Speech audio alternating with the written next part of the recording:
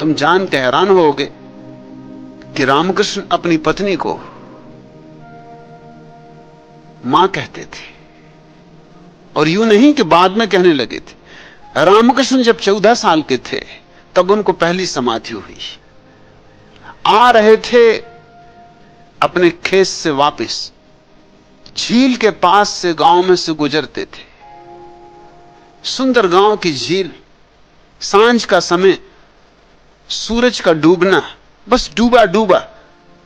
सूरज के डूबती हुई किरणों ने आकाश में फैली छोटी छोटी बदलियों पर बड़े रंग फैला रखे। वर्षा के दिन करीब आ रहे हैं, काली बदलियां भी छा गई हैं, घनघोर। जल्दी रामकृष्ण लौट रहे हैं। तभी बगुलों की एक पंक्ति झील से उड़ी और काली बदलियों को पार करती हुई निकल गई। काली बदलियों से सफेद बगुलों की पंक्ति का निकल जाना जैसे बिजली कौंध गई। इस सौंदर्य का ऐसा क्षण था कि रामकृष्ण वहीं गिर पड़े। घर उन्हें लोग बेहोशी मिलाया। लोग समझे बेहोशी, वो थी मस्ती। बड़ा मुश्किल से वो होश में लाया जा सके। उनसे पूछा क्या हुआ, उन्होंने कहा अद्भुत हुआ, बड़ा आनंद हुआ, बार बार ऐसा ही होना चाहिए। अब मुझे होश में रहने की, जिसको तुम होश कहते हो, उसमें रहने की कोई इच्छा नहीं। गांव के लोगों ने, घर के लोगों ने सोचा लड़का बिगड़ा जा रहा है, ये तो मामला खराब है। ये ऐसे भी साधु संग करता था, जाता था सुनने सत्संग, तब तक भी ठीक था। अब ये समाधि में भी जाने लगा, अब ये बेहोश हो के गिरने लगा, ये मामला बिगड़ा जा रहा। यहां से गया। गदाधर उनका नाम था। जो घर के लोगों की आम सोचने का ढंग होता, उन्होंने कहा जल्दी से इसके विवाह वगैरह का इंतजाम करो, हथकड़ी बेड़ी डाल दो तो ये रास्ते पे आ जाएगा। सो रामकृष्ण से पूछा कि बेटा विवाह करोगे? रामकृष्ण का करेंगे। घर के लोग थोड़े चौंके, उन्होंने सोचा था ये इनकार करेगा। उन्होंने कहा जरूर करेंगे, किससे करना है? घर के लोगों ने कहा हम तो सोचते तू सत्संगी हो गया, समाधि लगने लगी और गांव में बड़ी चर्चा है कि तू ज्ञानी हुआ जा रहा है, इसलिए तो विवाह कर रहा है। तू कहता करेंगे, किससे करना, तू इतनी जल्दी में?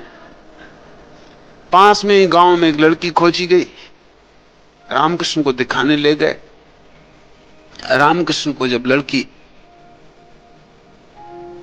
मिठाई परोसने आई, बंगाल तो वहां संदेश परोसा होगा, जब संदेश उसने रामकृष्ण की थाली में रखे, रामकृष्ण ने देखा, शारदा उसका नाम था। खीसे में जितने मां ने रुपए रखती थे सब निकाल के उसके पैरों पे चढ़ा दिए और कहा कि तू तो मेरी मां है, शादी हो गई। लोगों ने कहा तू पागल है रे, पहले तो शादी करने की इतनी जल्दी की और अब पत्नी को मां कह रहा है, कुछ अकल है? बेअकल कहीं का। मगर उसने कहा कि